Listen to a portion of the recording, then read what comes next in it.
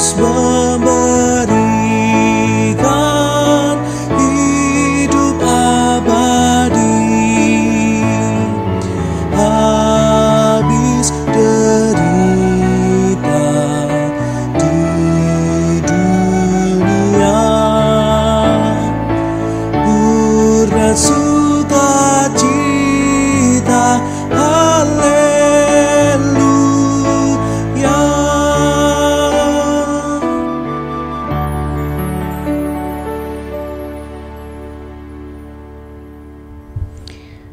Selamat pagi Bapak, Ibu, Saudara yang terkasih di dalam Tuhan Yesus Kristus. Kita bersyukur bisa dipertemukan kembali dalam doa pagi online GKI Gadot Subroto Purwokerto. Sebelum kita membaca merenungkan firman Tuhan, marilah kita berdoa. Bapa kami yang di sorga, kami bersyukur Tuhan atas waktu yang Tuhan sudah anugerahkan kepada kami. Kami diizinkan bangun tidur, menghirup udara, dan memasuki rancangan Tuhan yang baru yang Tuhan sudah sediakan bagi kami. Kiranya Roh Kudus menolong kami di dalam kami membaca merenungkan akan firman Tuhan. Urapi dan layakkan hamba-Mu untuk dapat mendengar dan melakukannya seturut dengan kehendak Tuhan. Amin. Bapak, Ibu, Saudara yang terkasih di dalam Tuhan, doa pagi pada hari ini saya akan ambil tema Allah pemberi harapan pasti. Allah pemberi harapan pasti. Bacaan saya akan bacakan dari 2 Raja-Raja pasal yang keempat ayat yang ke-16. 2 Raja-Raja pasal yang keempat ayat yang ke-16. Saya akan bacakan untuk Bapak, Ibu, Saudara sekalian. Berkatalah Elisa, pada waktu seperti ini juga tahun depan engkau ini akan menggendong seorang anak laki-laki. Tetapi jawab perempuan itu, janganlah tuanku ya abdi Allah, janganlah berdusta pada hamba-Mu ini. Bapak, Ibu, Saudara yang terkasih di dalam Tuhan, bacaan hari ini adalah cuplikan atau ayat daripada sebuah cerita tentang Elisa dan perempuan kaya di Sunem.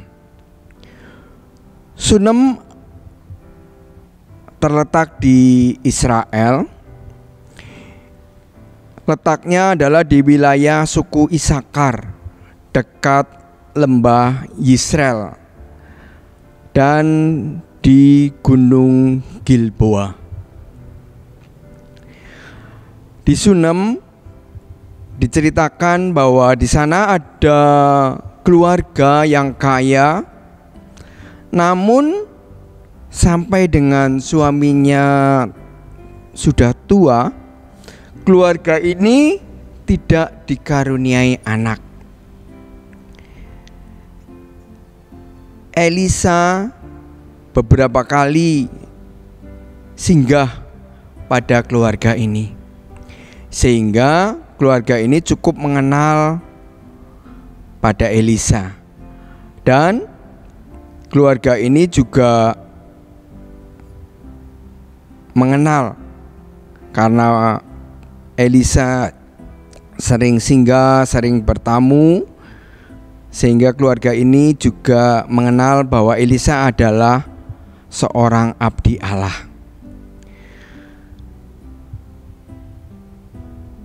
Suatu kali perempuan ini berkata kepada suaminya untuk membuatkan sebuah kamar kecil yang terbuat dari dinding batu, atau mungkin kalau sekarang mungkin permanen. Jadi kalau di Israel itu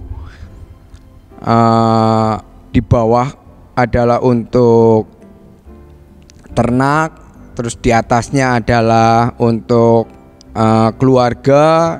Nah, ini untuk dibikinkan lagi kamar kecil di atas untuk Elisa, dan dilengkapi dengan meja, kursi, dan perlengkapan untuk kehidupan sehari-hari untuk Elisa. Pada suatu hari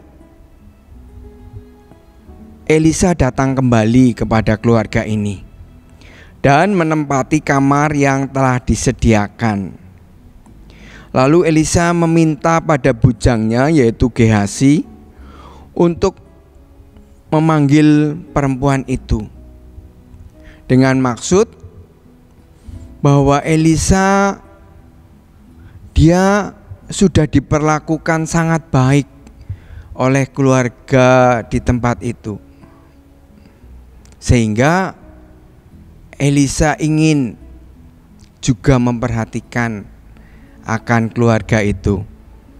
Sehingga si Elisa pun memerintahkan Gehazi untuk memanggil perempuan atau istri dari keluarga tersebut, supaya menanyakan apa yang dapat kuperbuat bagi keluarga di situ.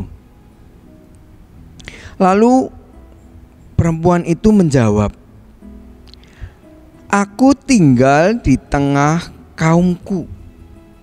Dalam artian bahwa perempuan ini menjawab bahwa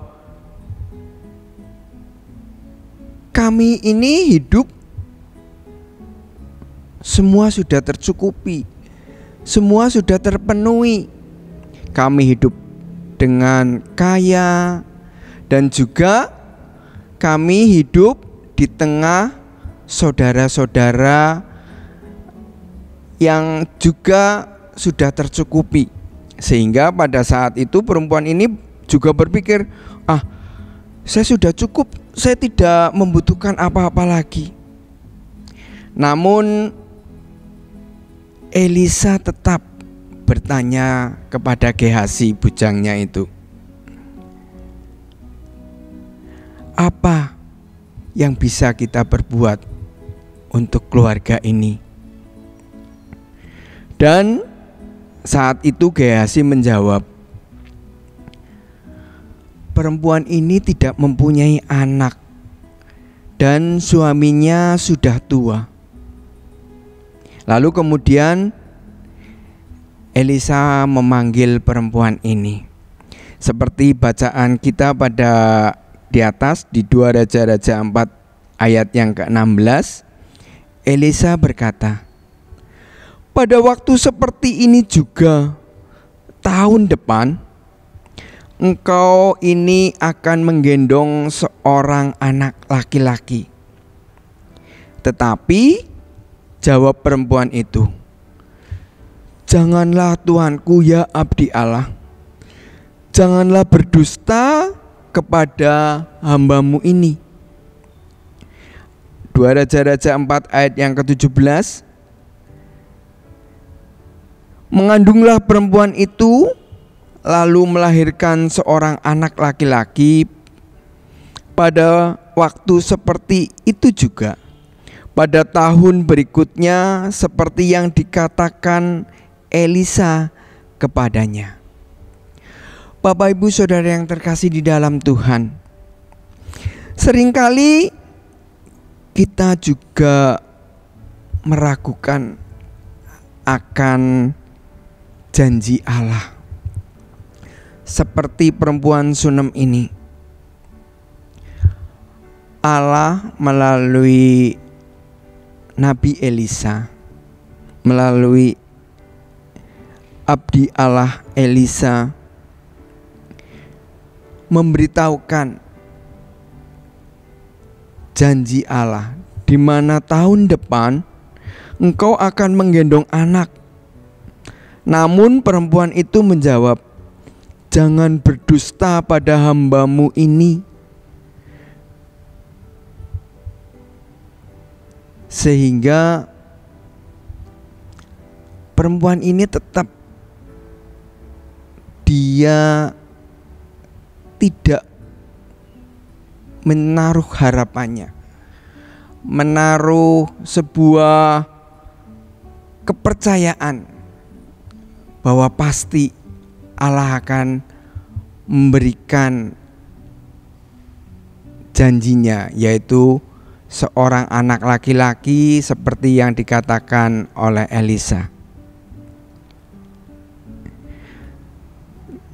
Namun bagaimanapun juga, apapun yang terjadi terhadap perempuan Sunem ini, Allah kita sungguh amat baik. Seperti juga kepada perempuan Sunem ini, Allah memberi harapan pasti. Dia tetap mengaruniakan kepada perempuan Sunem ini anak laki-laki.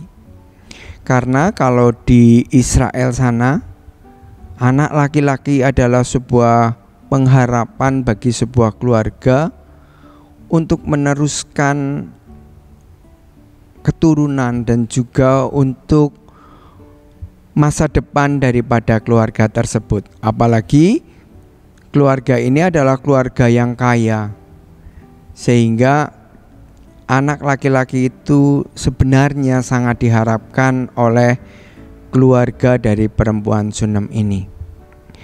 Tuhan lebih tahu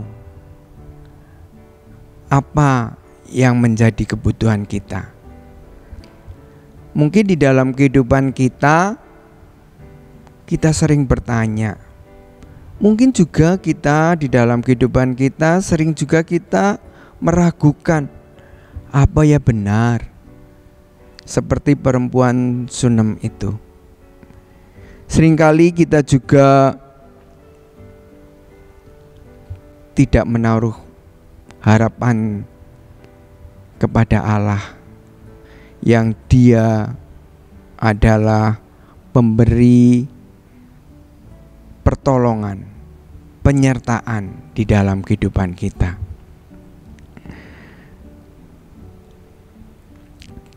Marilah kita tetap berharap pada rencana Allah, yaitu damai sejahtera dan bukan kecelakaan, yang memberikan kepada kita semua hari depan yang penuh dengan harapan.